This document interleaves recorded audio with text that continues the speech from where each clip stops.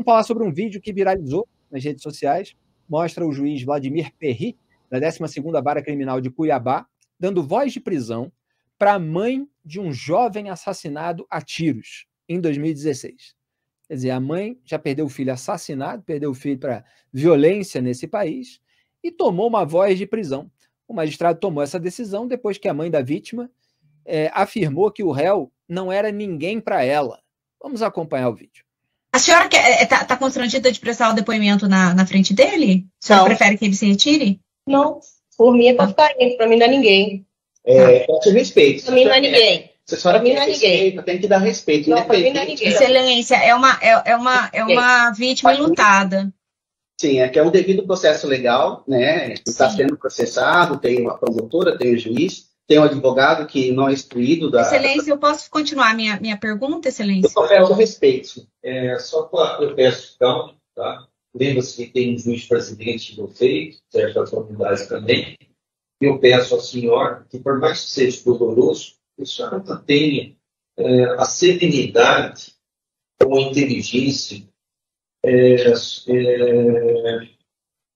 sobre essa circunstância. O doutor está trabalhando, o réu é apenas um acusado, infelizmente, de fato, uma perda para a senhora, mas por ter equilíbrio.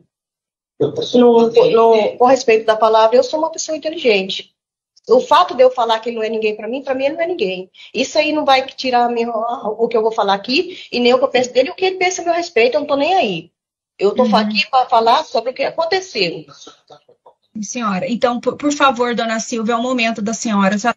Eu não estou ouvindo. Alguém está falando? Sim, eu estou falando. Ai, desculpa, doutor, porque tá baixo o som do senhor para mim. Só não está faltando com respeito. Só está faltando com respeito. A partir de até porque o senhor que preside foi. Tá certo? Então, quando eu falo falta de inteligência, é inteligência emocional. Inteligência emocional tem que ter. Tem que ter, porque se não tiver, vai ser difícil. Nós ensinamos essa audiência. E agora, se for isso? Não, Excelência, eu gostaria que a vítima pudesse manifestar. A vítima e seus familiares, ele tem direito à informação, ele tem direito a ser ouvido, ele tem direito a ser acolhido pela justiça. É só isso. Deixa ela falar. Eu só gostaria que ela falasse o que aconteceu. Porque ela não pode ter desafiado. Eu não vou aceitar desafio, doutor. Isso é Meu Deus, doutor, eu não acredito que está acontecendo nessa audiência. A mãe da vítima tá manifestando. É muito difícil controlar o sentimento. Toda hora de eu falar, você pode falar, parece que engoliu um rato, uma radiola, doutora. De novo, doutora. Doutor, eu não estou ouvindo o que o senhor está falando. Eu já falei para o senhor que o seu microfone está baixo, eu não estou ouvindo. Pronto.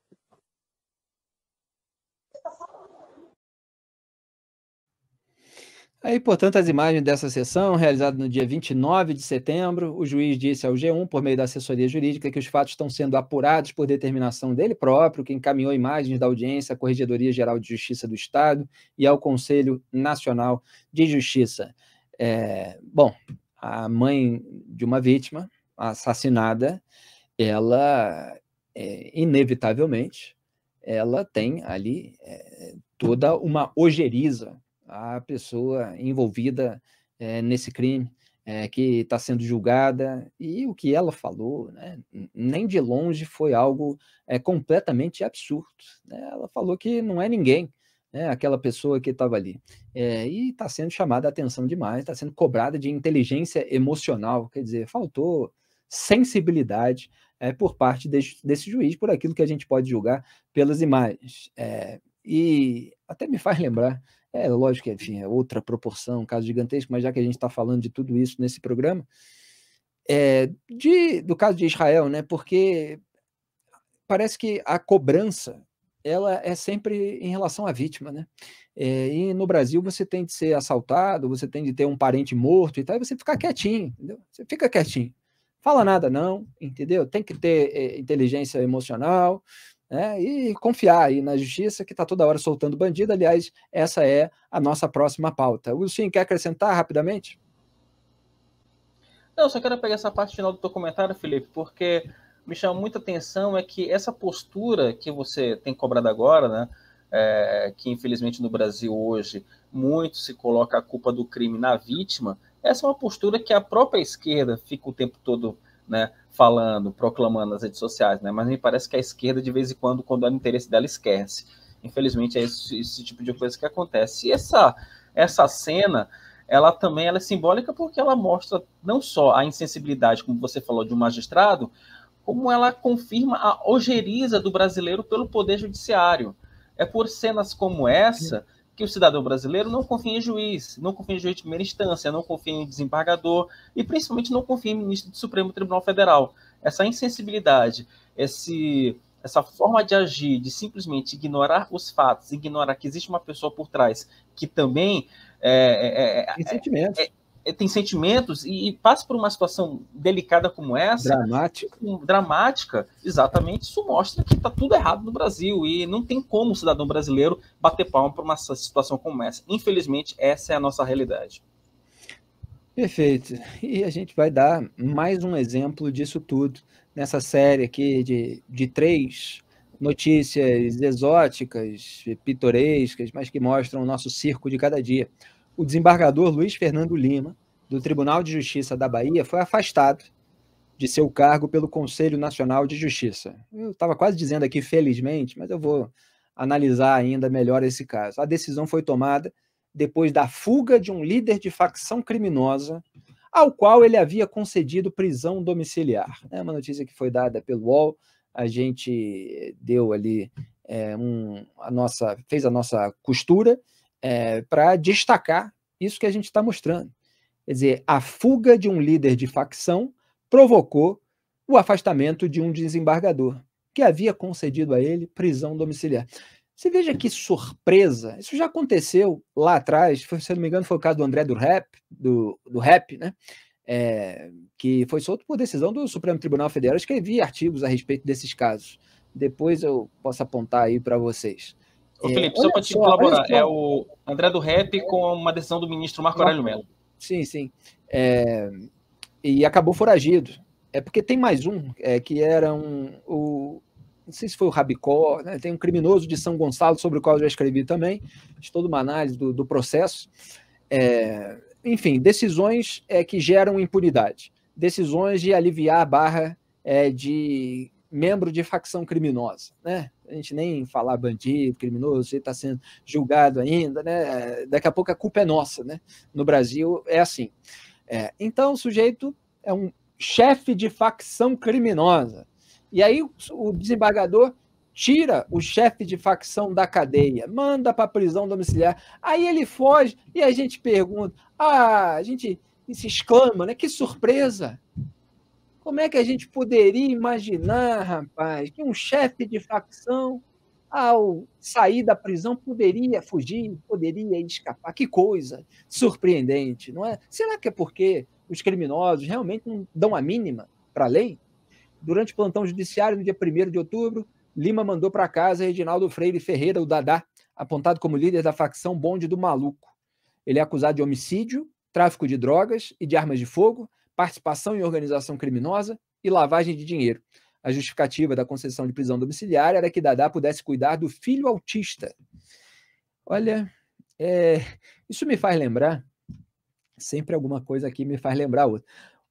A decisão do João Otávio de Noronha, ministro do STJ, de mandar o Fabrício Queiroz, ex-assessor do Flávio Bolsonaro, apontado pelo Ministério Público do Rio como operador do esquema de mal chamada rachadinha, o crime de peculato. O João Otávio de Noronha mandou o Fabrício Queiroz para casa, quer dizer, que ele não fosse para a cadeia, que ele ficasse em prisão domiciliar, e a esposa, a mulher do Fabrício Queiroz, a Márcia Aguiar, estava foragida. E aí ele falou, aquela decisão é realmente impressionante, e a gente sabia que o Noronha estava interessado em ocupar uma vaga de ministro do STF, então o Jair Bolsonaro estava sendo muito agradado, né, com esse tipo de decisão, coincidentemente, claro. E a esposa, repito, estava foragida, e ele mandou ela para casa. ela não precisou nem explicar para onde ela fugiu. Ela estava foragida. Você falou assim: não, olha só, estou mandando aqui o seu marido para casa. Seu marido já está velho, senhor de idade, aqui, o Fabrício Queiroz, para a senhora cuidar dele na prisão domiciliar e ficam os dois lá, né? Aí teve até o retorno, porque isso foi num plantão. Na hora do plantão, o pessoal faz tudo, né? No Poder Judiciário brasileiro. O plantonista vai lá, decide, vira relator do caso dos outros, né? Como se fosse. Aí o Félix Fischer, que é outro ministro do STJ, ele voltou das férias, voltou do recesso, foi lá e desfez a decisão do João Otávio Noronha. Olhou e falou: que absurdo isso, né? Quer dizer, uma decisão sensata, correta do Félix Fischer. Ele chegou das férias, viu o que o Noronha tinha feito, né? Aquele agrado à família Bolsonaro, e aí falou: não, o Queiroz tem que voltar para a cadeia, isso e aquilo, né? E aí quem veio lá de cima, né? Sempre ele chega lá de cima para derrubar a decisão que derrubou, para derrubar a decisão do Félix Fischer. Gilmar Mendes, claro, deixou o Queiroz ficar em casa com a sua esposa para cuidar dele, para a esposa cuidar do Fabrício, que estava foragida. Tranquilão, fugiu, não tem problema não. Fica aí em casa, na Taquara, ali no Rio de Janeiro, pegando solzinho na varanda, né? Então, esse chefe de facção aqui, voltando para a nossa história do dia, o Dadá, ele foi mandado para a prisão domiciliar para cuidar do filho autista. E horas depois de deixar a prisão, ele sumiu e agora é considerado foragido. Eu gostaria até de saber se ele levou o filho autista, se ele está cuidando mesmo do filho autista nessa fuga, né? Foi aberto nessa semana um processo administrativo disciplinar contra o desembargador, que ficará afastado até o fim das investigações. Essa é a notícia boa, rara, né? Aqui no Brasil, um desembargador ser punido porque acabou provocando a fuga com uma decisão que, pelas suas próprias consequências, a gente avalia que não devia ter acontecido.